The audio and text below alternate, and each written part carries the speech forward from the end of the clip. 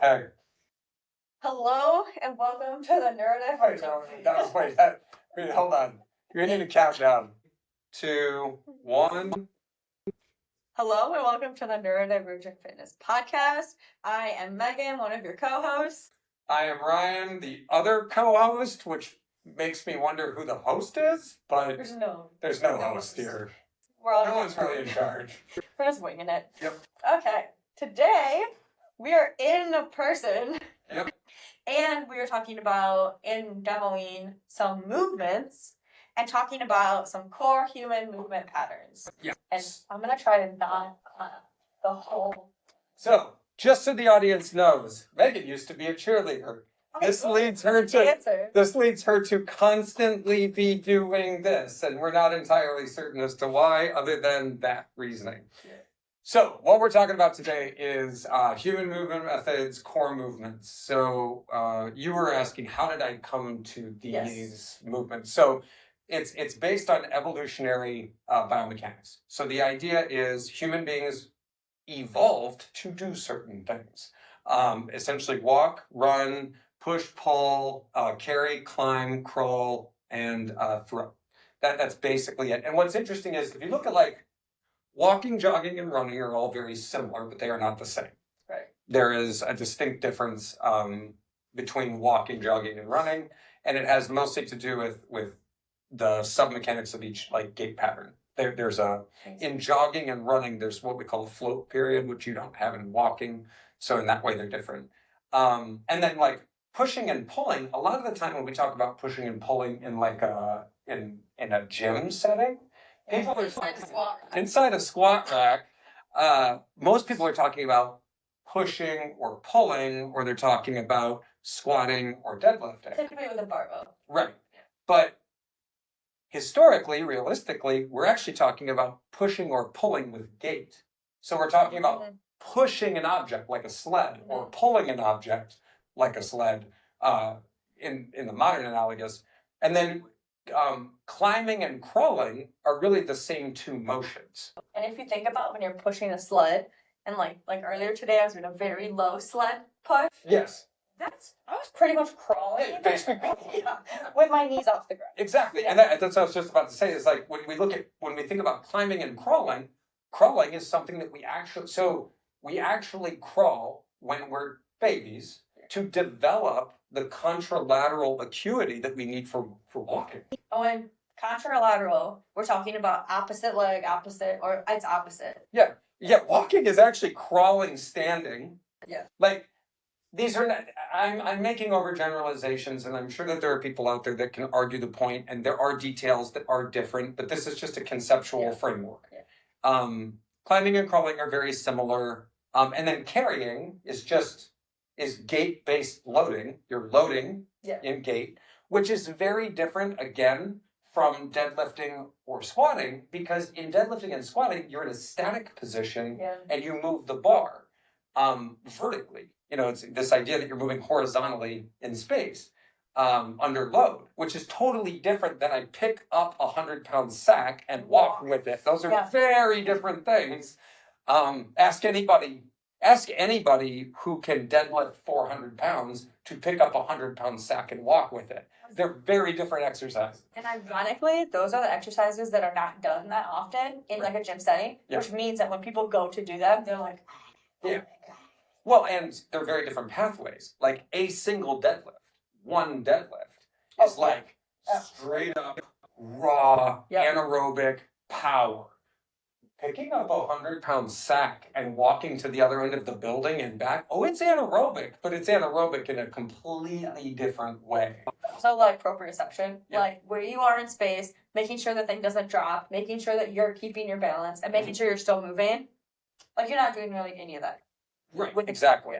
And then really the one thing that humans have developed to do, we are the best at this in nature over anything else, is throwing. And throwing, again, follows all the same rules. So the way that I came to these movements is that if you look at them, nature doesn't like to create brand new things. Yeah. Evolution doesn't you know what? Let's just scrap all that and start over.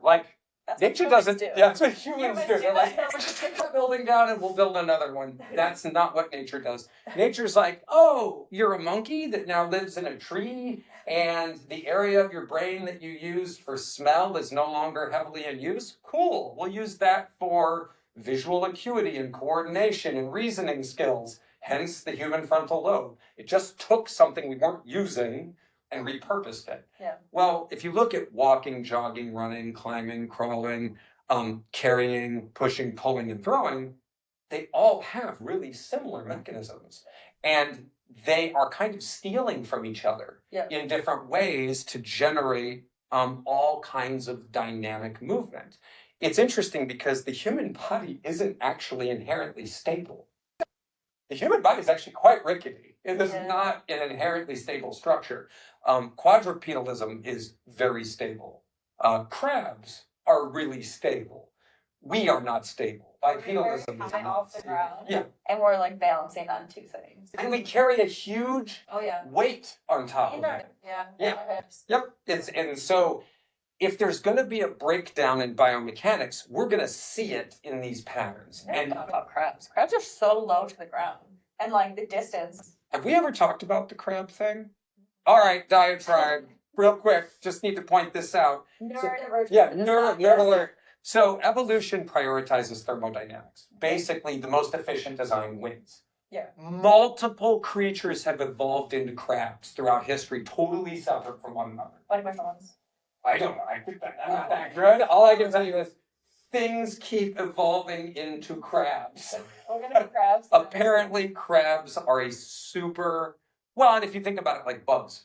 Yeah. In general, like in proliferation of species, there's way more of them. Yeah. You know, so that structure, that design is thermodynamically extremely efficient. So, you know, that kind of arachnid-based design, super efficient. So I should start giving people crab walks again.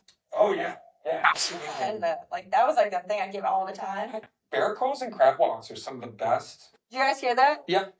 All the people get at me about the bear crawl situation.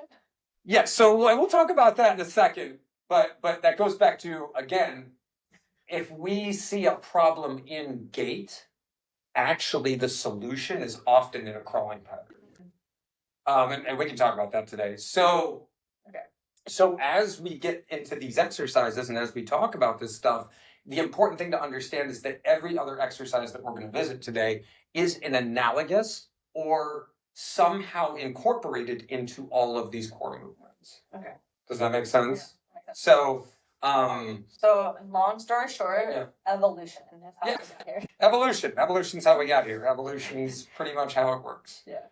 And the rule of evolution, like we have this, there is a misunderstanding in the conversation of evolution, and it's that the fittest survive.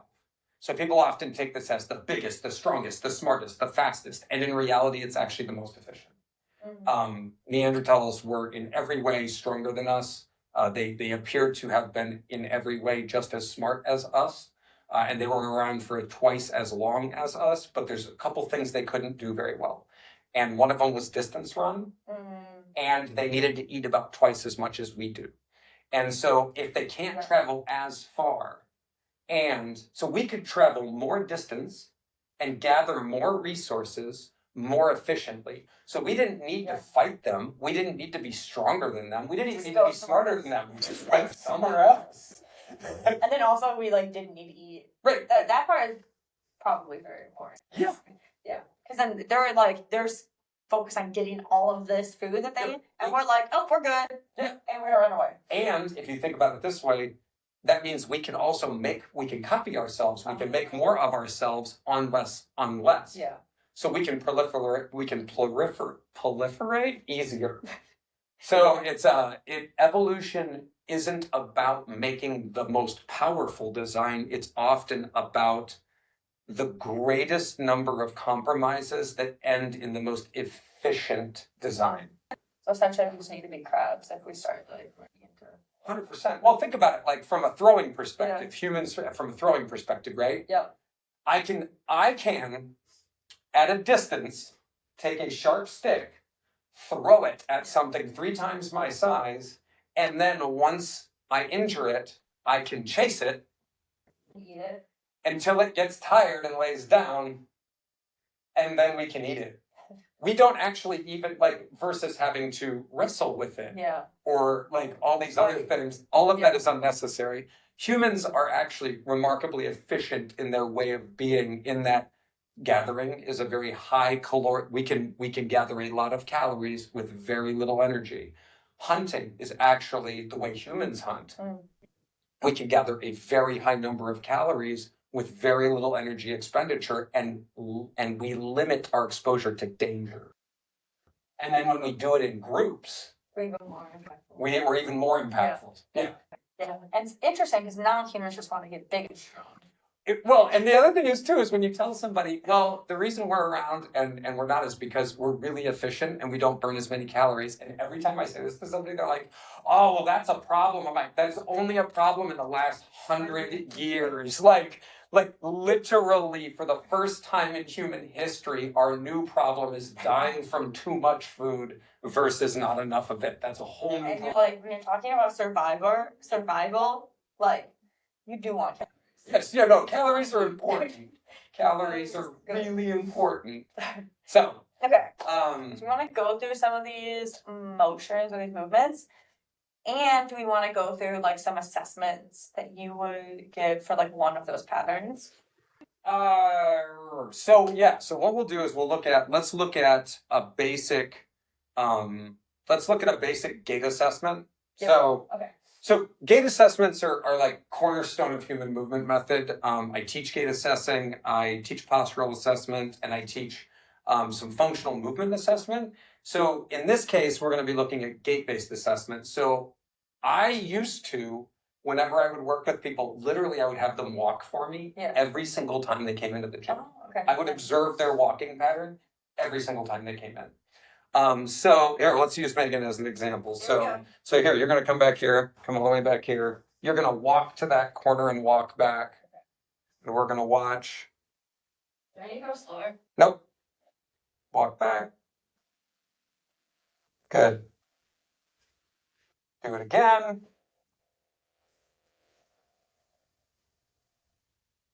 All right. And it's your right knee that hurts, right?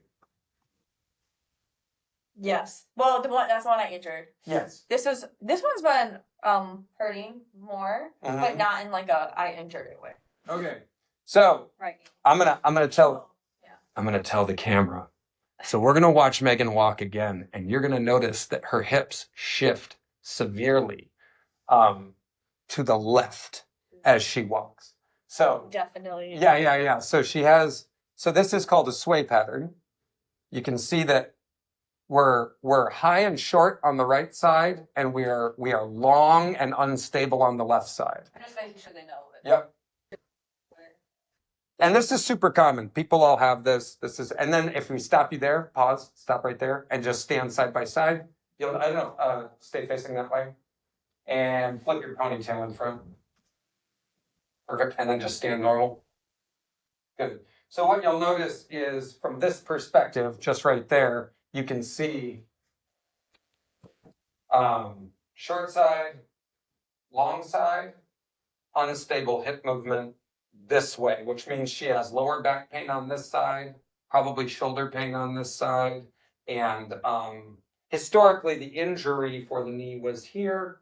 This is why lower extremity injuries need to be repatterned, and it's because once you start avoiding the injury, you wind up with this sway.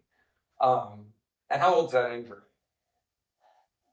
A month and a half. Actually. Yeah, so it's like 6 weeks. Yeah. So you're still in recovery from that. And my ankle. Yes. Yeah.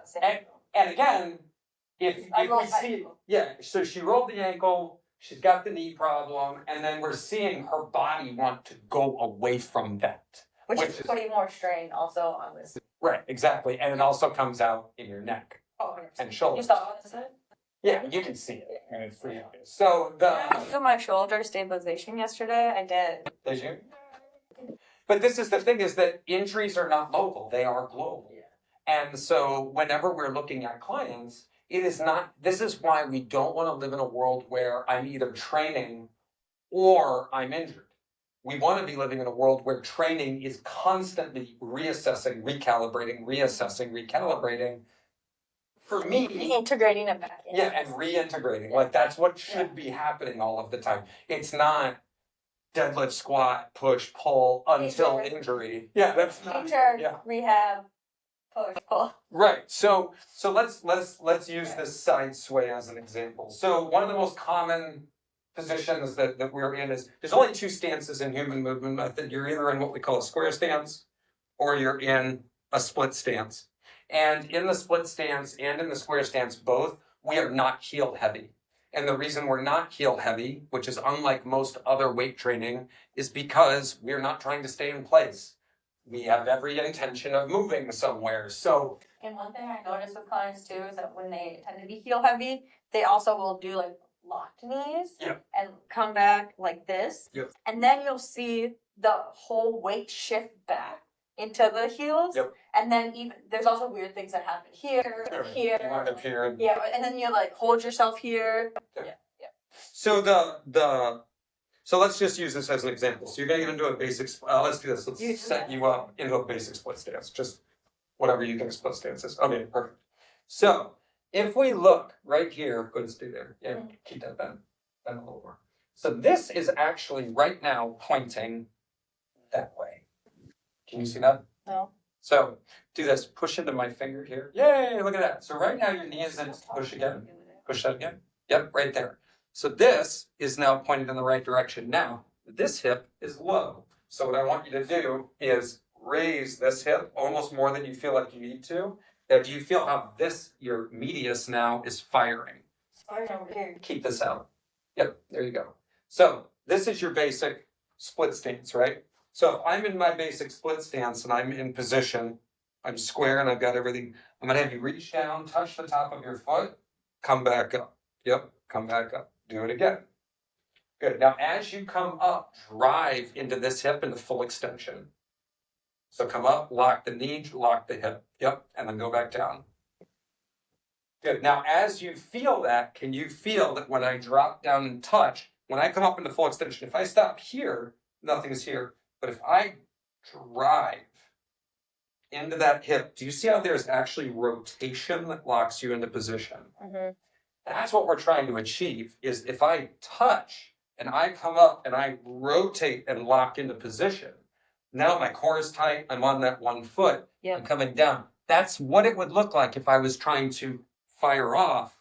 I'm going to be coming across my body into that sense of drive. Mm-hmm. So when we're in the split stance and we're not stepping, what we're trying to do is establish an appropriate sense of balance.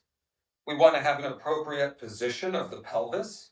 And with all of that, we also want to learn to move every joint. We want a global awareness when we're touching down and coming back up. Switch feet real quick. So we go on the other side. Yeah. Now, square this hip. So, square it in. Bring it in this way. Yep, there you go. Same thing. Flare the knee. Yep, good. And then you already have that hip height, which is good. So, same thing, couple on this side. Reach down, touch, good. Okay, so, you guys are going to see this. So do it again. What am I going to say? Well, this one's already going. You can feel it, right? Yeah. Going out to the side. I'm going out to this side? So go, yeah, let's do this. So bend the knee, stay there. Bend the knee, reach down and touch. Good, go again. Okay, good. So now, right now, you're stacked beautifully. So you'll notice if she faces the camera. So if she bends, go ahead and bend down. Pause right there. So ideally, we want that position with her head right over her toe. And then come back up. Do you feel the difference? Yeah. And then go down. And then as you drive up, drive into knee extension, hip extension. Yeah. And your weight, you are committed to that foot. Because when we walk, we go through something called a stance and a swing phase. Mm-hmm. This is practicing stance phase. I'm essentially touching, there's no weight here. Yeah. I'm touching, I'm going to walk through. That's going to be the swing phase, right? So a lot of the time, if you see these imbalances, you're going to see them. If they're in your gait, they're everywhere. They're in your posture. They're everywhere. And what's crazy is that humans are not stable naturally. Yeah. So we have to understand where we are in space and orient. Yeah, it's the same with running. Oh, 100%. So let's say you have this side hip sway, and so I step down here and I look good, but then when this leg sets down, I go boom out to that side. I'm going to feel that in my SI joints. Yep. I'm going to feel that in my lower back. I'm going to feel that in my knees. And it is likely that there's foot stuff that's going on with that as well. Mm-hmm. We just can't see it because she's in shoes right now. But and a lot of the time, so like let's take that and let's go into a slightly different position. Let me give you a we have light, yeah, 5. Perfect. So we're gonna take a 5 and another 5, and what we're gonna do is we're gonna do an extension drill. So if I'm with my weights here and I'm in my split stance, what I'm going to do is essentially touch down, turning this in, and then I'm gonna come up. I am going to bring this up above me. I am going to raise my knee into extension, and then I am going to come back down and touch. And see how the balance piece plays a role? I have to learn to rotate all these things simultaneously. And I'll be honest, wearing shoes and doing this is ridiculous. I have people take shoes off all the time. Oh my gosh, drives me nuts. So touch. I'm gonna come up and drive. Shoes make your feet stupid, folks. Okay, on a complete tangent, I had a client the other day, and the only reason I knew this is because I took their shoes off, and they were doing the stability ball on their feet. One foot is longer and skinnier than the other foot. And you wondered, like, and that doesn't mean that they can't have good mechanics. No, but it definitely causes imbalances. Right, but if you think there's going to be, but if you think balance means identical, that's what it falls. That is what it falls. Yep. All right, so we're going to go inward on the way down. You're going to come up, curl the outside one, press and extend into that hip. Very good. And then go back down. Beautiful. Come back up. Excellent. This one's way harder than the other side. Right, exactly. What's the other side? Yeah, 2 more, we'll do 5. And again, these are works in progress at all times. There's no point at which you're like, yep, got it. Yeah. The best part is that you can always mix and match it with other things. Yep. That will completely change how you do it. And that's the thing is I try to teach the formula, not just the exercises. There you go. Now you gotta lock that hip and extend into that leg. Okay. So come down, come up. I want you to push down from your hip level. When you raise that knee, this whole hip comes up, that whole hip drives down. Yep. You feel the difference? Yeah, I don't understand it yet. I'll show you in a second. I'll give you a different test. So we're gonna do something here called thin slicing. It's when you see the client, they understand, but they don't feel it yet. And it's about getting them to feel it. It's really because Ryan was a chef. That's part of it. Very good. Yeah, that was better. All right. So do this. Set the weights down. So sometimes I'll pepper in these little drills in between. So straighten your legs completely. Okay. Should I take my shoes off? Yeah, you if you want to. I'm taking mine off because I literally feel like I have worse balance in shoes. You do. So from here, what I'm going to do is lock my knees, and I am going to raise this foot by pushing down into my hip. Yep. And then do that. So do 10 of those. 2, there you go. 3, great. You're going to feel the QL on this side activate. 4, good. 5, What was like medius? Well, it's medius, QL, and also your anterior abductor. Feel. Yeah. This side, you're going to feel that. It'll feel totally different on the other side. Good, one more. I think. Switch. Yep. So do you feel the difference now? Muscularly. Feels like symmetrical. 3. So, are we done? It feels so the activation feels the same to you? Mm-hmm. Okay.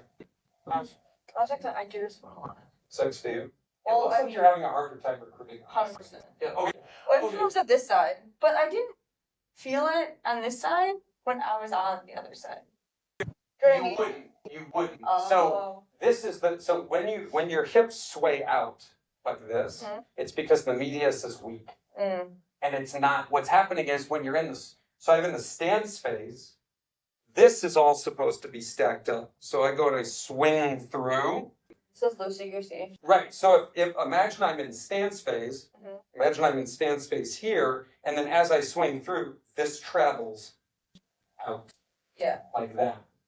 Versus if I'm stable here and swing through, what's going to happen is over time, but it also, when this sways out, this knee rotates in, all that stuff happens. And then that's what causes the other side to shorten. So if I have a short side, for me, this is my short side. So if I have a short side, chances are I have a long side. Yeah. So here's the question. The question of the day is, do I loosen the short side or do I shorten? Do I loosen the short side or do I tighten the long side? Can you explain what you mean by short side? Yes. Yeah. Okay. So I'm gonna overdo my short side. I naturally have a short side because I have a feature that causes it. What's that? Yeah. I have a sacralized L5S1 on my left side, so my body doesn't like to put pressure over there. So if I'm here and I all of a sudden relax. Oh. This is my short side. Now, does that also tighten up? It does. So it causes tightness at the QL. It causes tightness in the hip. It causes tightness in the adductor, and it causes tightness in the psoas. So, like, if you're the type of person that has a chronically irritated psoas, and everybody's like, "Oh, just release and stretch your psoas. Just release and stretch your psoas." Chances are there is a global problem going on, and it needs to be addressed on a global level. Can you explain where the QL is and where the Psoas is? Okay, yeah. So the QL is this. It attaches to the base of the rib cage. So here's the rib cage, here's the pelvis. The QL lives right in this little space right here. And then the psoas, which is a really cool muscle, and humans literally couldn't exist without it, attaches on the inside of the femur. It runs up through the pelvis and then attaches to the spine on the anterior front side of the spine, but internally. The reason it's long. It's long and it's big. It's essentially a human tenderloin. Okay, so think about it that way. Essentially coming from your leg to your spine. To your spine. So that means that any of this hip movement, you're going to have the psoas involved in some capacity. Yeah, actually, the Romans basically conquered the world understanding that all you had to do was stab right here. And as long as you hit that muscle, you will collapse like a sack of bricks. You know what's wild is that people, like the psoas thing over there, that is just there to like release your muscle by doing that. Yeah, she's talking about this. Oh yeah. The Psoas. Psoas. This is not product placement. It's called a Psoas. You lay on it right here. Like whole gravity, like you're on the ground. Yeah, it is one of the most vital muscles for human posture, but that's why it also becomes hugely dysfunctional when there are gait-based pattern issues, is because one side's working really hard and the other side's not. Chilling. So the goal in human movement method is we have a whole body of work, which I cannot even begin to get into. I'm trying right now, that three-dimensionally addresses these issues because these patterns don't occur. It's not localized. It's not, oh, I hurt this ankle, and ever since I hurt that ankle, like, you'd be shocked at how people will go from having a foot injury to suddenly having back pain, to then having neck and shoulder pain, and they're like, I just feel like I'm falling apart. But there's actually, there is a way to understand this and go, oh, those are not 3, 4, 5 separate things. They're actually all part of the same issue. And so in human movement method, we focus on exercises and processes and methodologies for reestablishing better, more efficient, more useful patterns. And we do it not under, like, for example, let's say you're a person that has SI joint problems, okay? And you've got a weak glute. And so the answer is do barbell bridges, right? Obviously, yeah, barbell bridges, right? Oh, hip thrusts. Hip thrusts. With a barbell. That makes perfect sense. I've got half of my glutes don't fire. So what I'm going to do to make them stronger and more symmetrical is load them heavy. That would make sense, right? I mean, it seems to, because people seem to talk about it quite a bit. And so now Love that exercise. they do. And here's the thing is that now let's imagine that I have a shortened psoas on one side because I have a glute that doesn't fire properly. So the psoas tries to make, so it'll be contralaterally oppositional. So it'll be this glute doesn't fire this psoas. And that other glute is firing because that psoas is not. Right, correct. So now so my hips are effectively corkscrewed. So I'm going to put about 100 pounds on them, and then I'm going to take a joint, my sacral joint, which sits like this. It's right here in my body. So imagine this. Actually, turn around for me. This will be fun. So we have our sacral joint, which runs right through here. It's triangular in nature. And I'm going to load it, turn your body this way, so that the force goes through my body that way when this joint is designed to take the rebound force from my leg, press in to create stability, right? So just standing, right now your sacral joint is beautifully stable because it's designed as a force couple to be stable. Mm-hmm. So the way you're going to make that better is by loading it in exactly the trajectory that it is not designed to take load, under torsion, and then do that until things get better. And for me, that never worked. So I don't do that with clients. Yeah, I also don't do that. Surprise, a surprise. So, I mean, strong glutes are important. They are, but they both need to work properly. They need to be properly calibrated. And with the number of people out there that have postures, and I want to say that, like, there are a number of ways that you can do some of these exercises that are for your glutes without using your glutes as much. Oh my God. Yeah. So like RDLs, I'm thinking about squats, like any variation of any of those. Bridges. Bridges. Yeah. My favorite is when I'm teaching someone a bridge for the first time, and they say my knees hurt. Yeah. And you go, okay. And what that means, that what they're doing is they're pushing like this to try to drive the hips forward. I had someone do that, and then they're like, my quads are on fire. And I was like, yeah. Well, it's also possible, particularly if they feel it up here, what they're actually feeling is their psoas trying to release, and it can't. Because just real quick for everybody in the audience, you feel your psoas here. When you feel upper quad, or what some people think are their lower abs, that's your psoas. You're feeling your psoas as a referral pain right here. Yes. Yep. Right. Yeah. So it's hip flexors.